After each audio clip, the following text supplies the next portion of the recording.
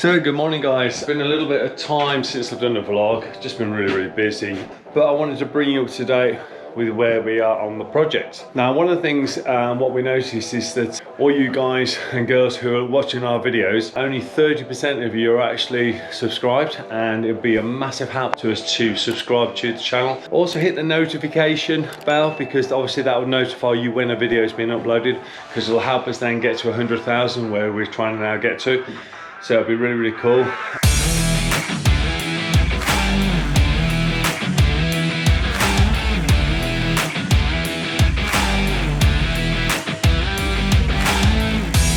So where are we at with this build? So we've got all of the relevant stud work up in here, got all the central noggins through here. They're all in now, laid all the chipboard flooring, got it all glued down and screwed down. We've then got a lovely curved wall in this section here. We then come up through the stairs into the bathroom, the first bathroom. This is one of the bedrooms. The room I was in just a minute ago was the second bedroom. They're the templates for the bays that we're doing. We're getting them made. They're going to be aluminium. We've then done all the cradles. We then walk through this part here, got a lovely curved wall here as well. And then this is then going to be another bathroom. So it's absolutely beautiful, lovely sized bathroom this is going to be. And then me and James at the moment, we're up on the roof, and what we're doing at the moment is we're putting all of the TLX gold on the roof, getting it battened. Now I don't know whether you guys, if you do or don't know, if you've got roof trusses at 600 centers, the batten's going to be 2B1, and then obviously anything that's 450s you can then use 38 to 25. So let's get down here. Got all the relevant concrete through here. We've done all the templating for all of this now, which is really good. So what we're doing here now is, I was doing really well here, so we're now just cutting all the relevant slabs all the way around, getting a patio then laid all the way through, and then we're going to have a really nice step detail here, which can be really cool. Nice big step detail. We got the footing in earlier. We're just getting it stoned up. Going to put the last bits of block work in. We got a concrete footing in here to allow us to work off. Got some drainage gone through. We put a load of rebar into this, tied into the building with the rebar as well, which is great. And then we've done some pipe work yesterday, which allows us connecting, get the ACOs through, run them all around. The ACOs that we're putting in here is a slot ACO. So this is a make by a company called ACO. Really easy, simple system to use. What we're doing, connecting all this together. I always put my ACOs in level all the way around, because then there's no difference. We'll bed them on sharp sand as well. They unclip and clip up really easy. The patio will come to this point here, and obviously we're going to do a small slip the other side. We're actually going to go that way around. That's the way they're going to go, like that. We wouldn't put them this way around, like that, wouldn't do that. And they're going to run all the way along here, all the way returning here, all the way on returns. We're trying to get some internal and external corners for these, so we've inquired instead of cutting them, because I know that you can buy them. And then obviously the little drop outlet over there as well. We're actually going to put another one drop outlet over here, so we'll have water can come out this way, and also water can come out over there. Extension's doing really well, really pleased with where it's at. It's like anything, all jobs, they just seem to grow, don't they, over time. We've had a lot of stuff going on. We've also using TLX gold for the roof. It's really great stuff, it's great insulator. We're using the chroma just to give us a bit of temporary cover, because at the moment, I don't know what it's like with you guys, but 1 minute it's sunshine, next minute it's tipping down rain, next minute it's sunshine. So just the speed process of getting it covered, so we don't have a load of water coming in, a deluge of water coming into the house. So I'm now going to put the top on, and then we're going to crack on and get some work done. See you in a bit, guys.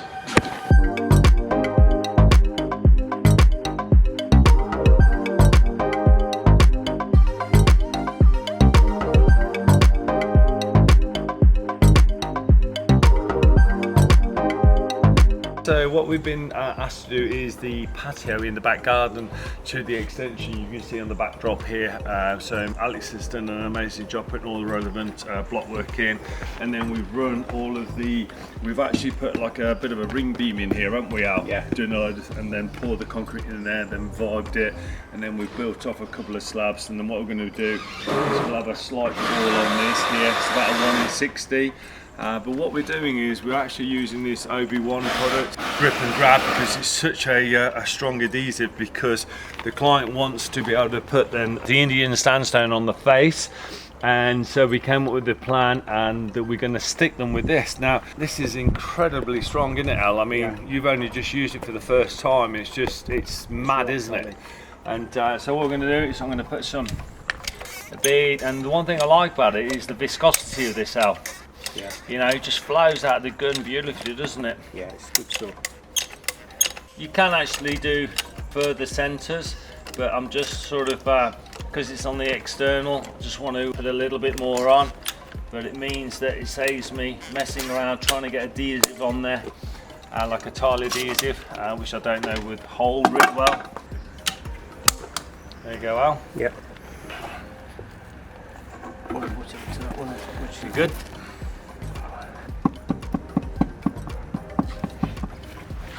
Look at that, Nev. Good, isn't it? Yeah. And now what we'll do now is we'll flaunch the bottom there, but now we know that slab is now set, that's it. What I will do is I'll put once it's all fully set now, we'll just put a bead of this as well to seal the top off, can't we? Yeah. Job done. Yeah. How long does it take to go off? Within a few hours. Is it? Yeah, but we'll give it 24 hours to cure, because that's the recommended. To be honest, you try and put it off in 5 minutes and you'll struggle. Yeah, it really literally grabs straight away. That's the great thing about it. The other thing we have done is we've slurried all of the block work and the back of the slabs. You can actually see here we've slurried all this to get a really good key, because that's really that's the main thing, is to make sure you can get a really good substrate to bond to, and that's why we've done the relevant slurry mix on here. But yeah, it's incredible stuff. The mite is beautiful there, Al. That's lovely, isn't it? This is the actual brand. The product we've actually used is OB1 Grip and Grab. They do loads of other adhesives as well. We've got a load of frame sealant that we use on the water tank as well. That's incredible stuff. You use it underwater. That's brilliant. That's it. That's amazing.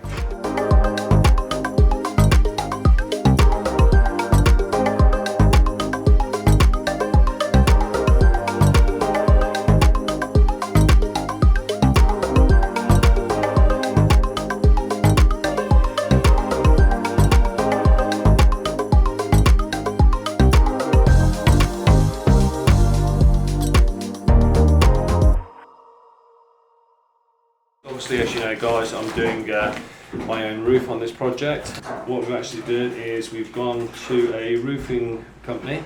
We'll put the link down below as well, so let me just put through this. Get myself a mallet, and these are all different types of dressers. There we go. And then the final one, there we go, the dresser. So, nice set. I think it was about 80 quid off the top of my head, including VAT, something like that.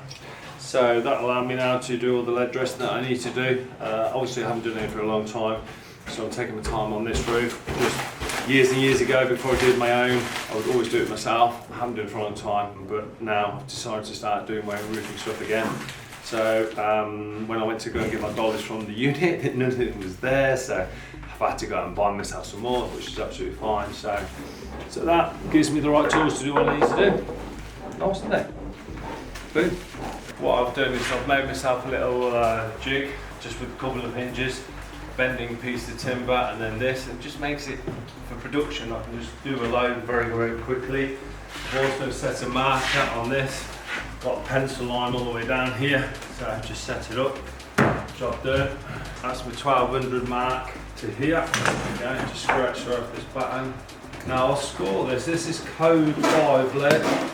I've gone for code 5 instead of code 4, just because of its durability. You can use code 4, but if you notice, once I've scored it 3-4 times, I'll lift the lead up like that, so it then creates a V in there for me. I can get the knife again, take my time, score it nicely.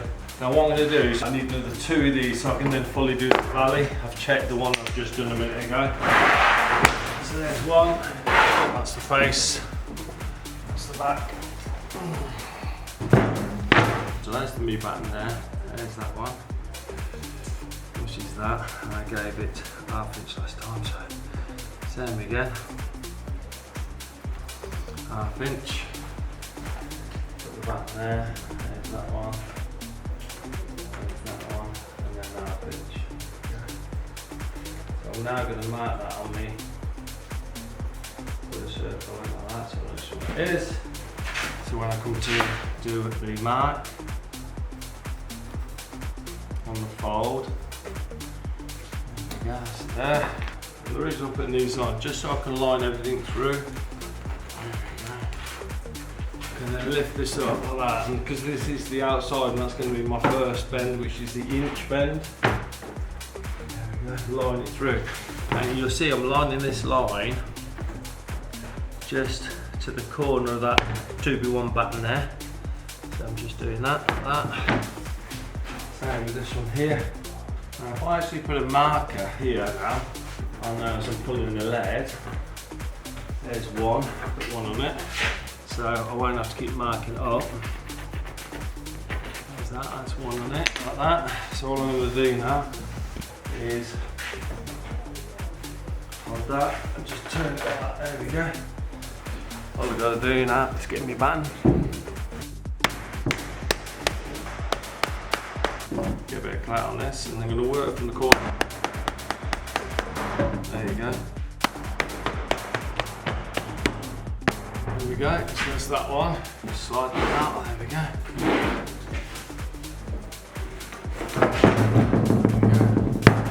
Here's the first one, look at that, it's nice isn't it? Really pleased with that. It just speeds it up. You know, I'm not a lead dressing guy, I'm sort of quite happy with what I've achieved there, really pleased. And obviously what I've got now is I've got to bend it up for the other one, and obviously that will then become the centre of the valley. So what I'm going to actually do again is turn it that way like that, and I'm going to spin it around, and obviously I can then bend that one that way. And you see, because I put it up to there, I can actually now mark it. Happy with that? Because once I bend this, I can't fold it back. I have to actually undo the jig slightly at one end, which is fine.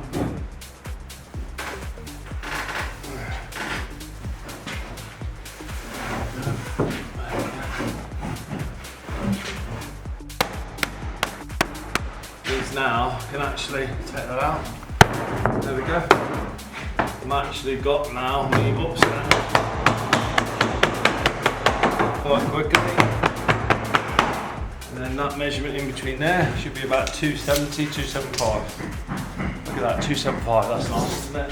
So now I've got that, what I'm going to do is I'm just going to do the fold in the middle here, because once I do the fold in the middle there, I literally make it easier with the valley instead of trying to push it in. You can see it's nearly in the corner, so what I will do is I'm just going to give it a tap into the corner to make it a bit neater.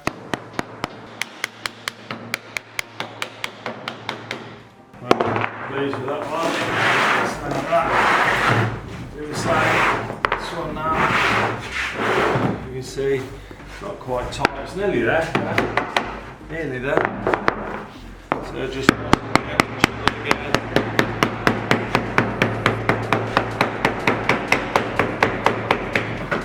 Steady. Now you can see it's a little bit off there. So I'm just going to pull that through. That's it. I'm happy with that now.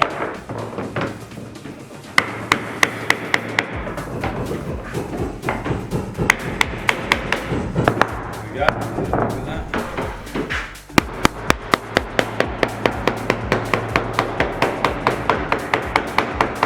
Nice and steady.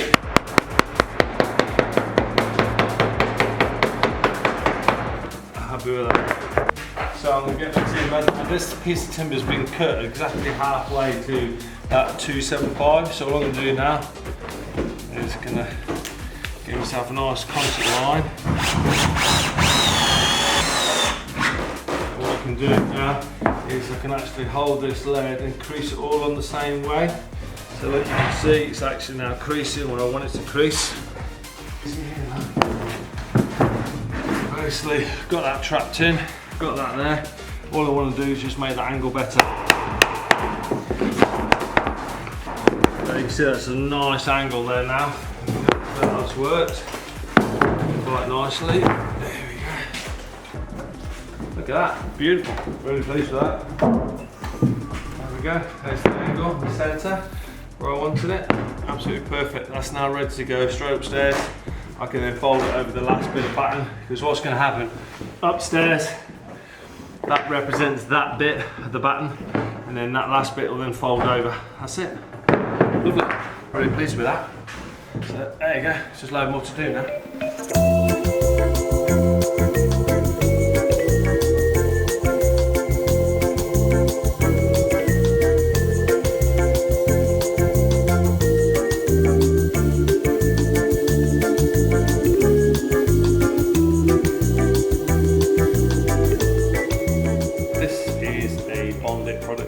We've got this from FH Roofing. It's patination oil. Now I've done the actual valleys themselves, so I've got to give this a shake for 2 minutes. A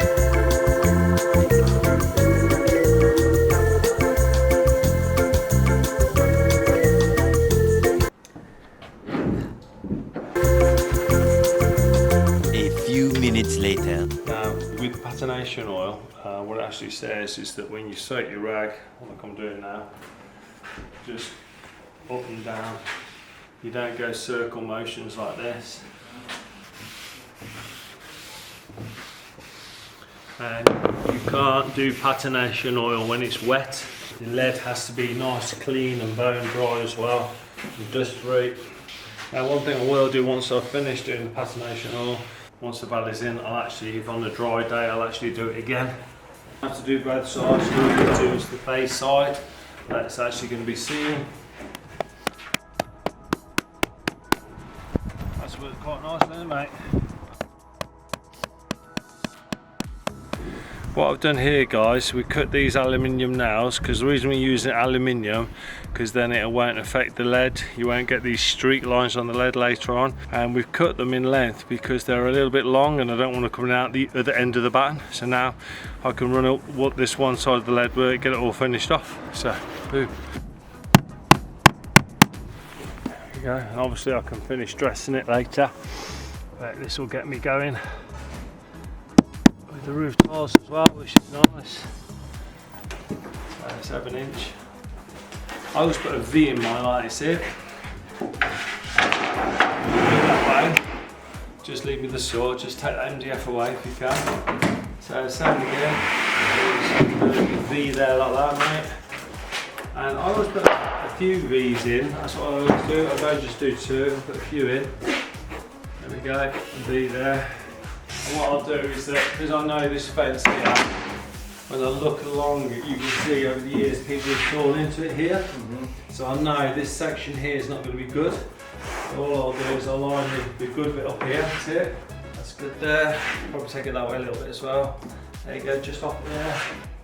Just off there, that's it. That's just nice there. Just pinch it a little bit, minuscule. And all I'll do now is just this.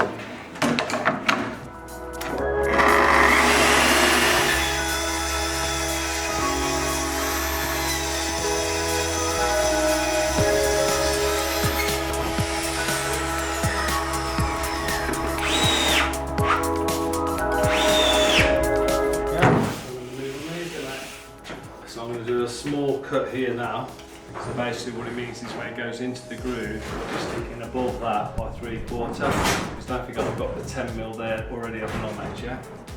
So I'm going to do a bit of 3/4, and I'm then going to do a bit of 1 inch as well, a bit further down. I'll just reset it, so that'll be where the groove comes on that one and that one, because I can soon put this where I need to cut it, can't I?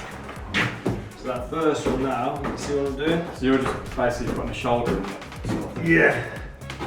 Line it up and lock this off so it can't move, and it's sort of not very happy with the way that's. Oh, it's really stiff though, isn't it? So what I'm doing, I'm just using a bit of penetrating oil just to ease these, just to make these a bit smoother. It does that like that, doesn't it? Yeah, that's the roof, isn't it? Coming down. Yeah. Sure. So basically, looking at it, we need to make the gutter wide, don't we? Wider. You see it? Yeah. We probably need to give it a bit of wiggle room. So that's what we'll do.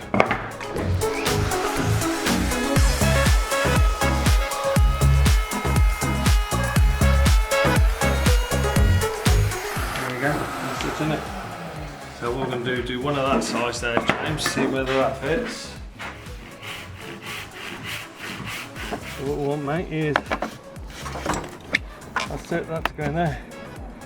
Like that. The only thing is, probably need to go deeper, see it? Yeah, like travel it a bit further Yeah, and that one blow. And the other thing is we don't need to go as wide, do we, looking at it? Got a bit of movement on there. because you'd eliminate that gap then, wouldn't you? But it doesn't really matter, I mean, we've got to go deeper by about another 4 mil, haven't we? Yeah. Just on that top bit there. So I think because we're going up a fraction, I think we could actually get away with that, couldn't we? And just go slightly deeper than that. We need to probably go about there, don't we? On depth, don't we?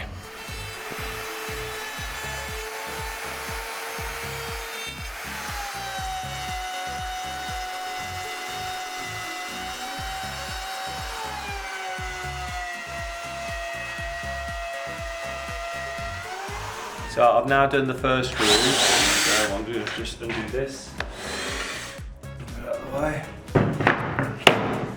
and I'll do the second groove now. This is Tricoya MDF, completely waterproof. Absolutely love this product. I buy these in 10-foot sheets, completely waterproof. You can actually submerge this into a bath of water. In fact, if you check out Robin Clever, he actually threw this in a load of water, left it there I think for about a week, and he pulled it back out and it just doesn't move at all. It's a great product. So what we're going to do is put a groove in it. Now you're probably thinking, why are you putting a groove in it, Tony? The reason I'm putting a groove in it is because I've got matchboard in. We want to just encapsulate the matchboard inside, so when you look up, you don't then, as it shrinks and moves, anything moving, it doesn't then have a gap, so that's why we're doing it. One of the things I'm doing is I'm actually overhanging this, so the ply base underneath doesn't get in the way.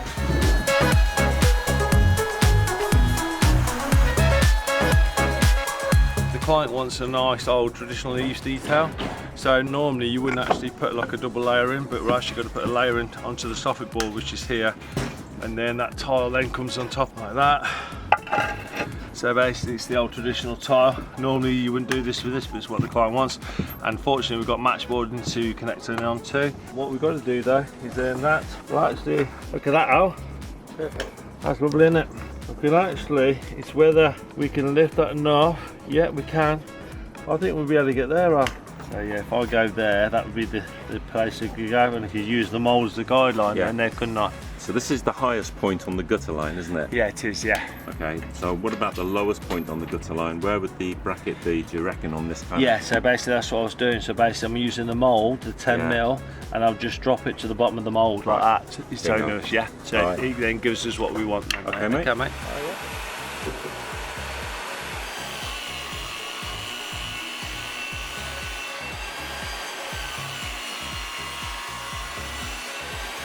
So let's change this over, so you can see that's what my little gold blocks for.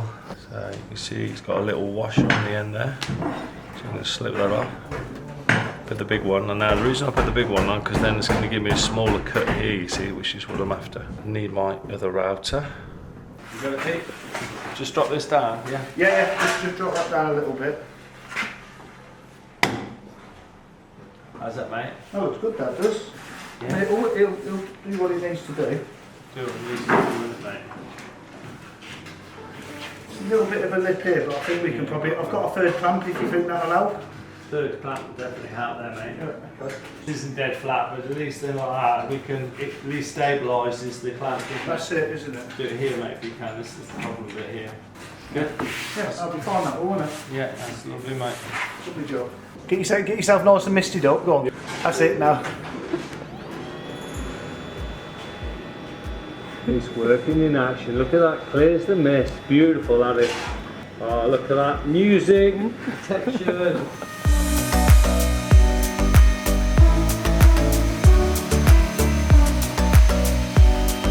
Mate, just get a bit of sandpaper on that, Pete. Okay, mate.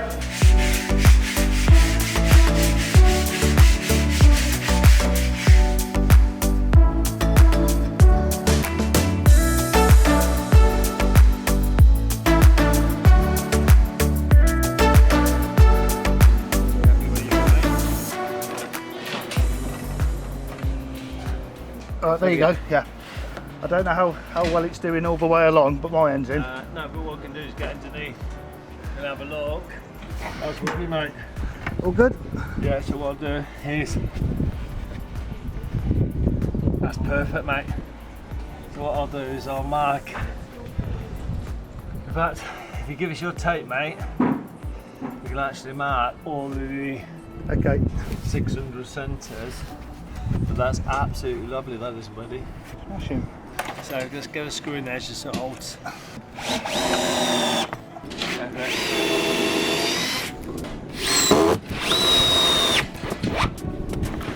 Magic. Nice one, then, mate. Should be 600 now, mate.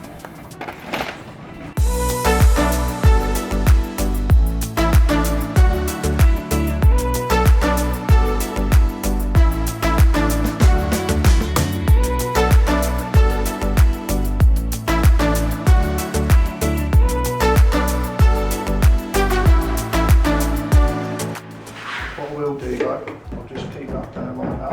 Just give it a bit of extra purchase. Do you want to climb that side as well? What? No, basically, It's to be honest with you, I'll just get that. This is the return edge of our barge board because obviously we're just having to reduce it and finish off with a 90-degree angle cut, but obviously we want the router detail, the bevel detail to intersect onto it, so I've just had to stabilise the router, just got a piece of 4x2, just screwed it to it just so it's all nice and stable. It just gives me a nice base to run the router off, so just going to run that now, finish the last bit off with me block plane, so that should look nice.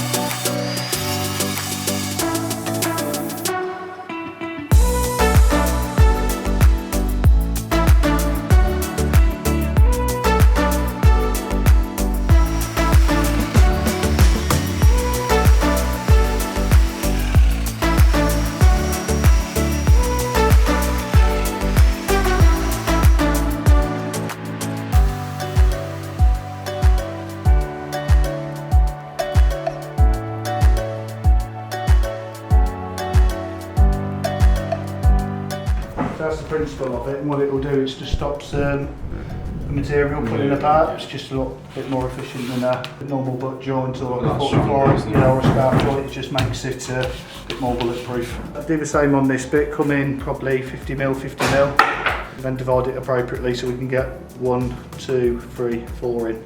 Like we say, it's not imperative that you make sure they're all even. The most important thing when you're joining the timber together is that the lines, that you marry the lines up to the opposite piece.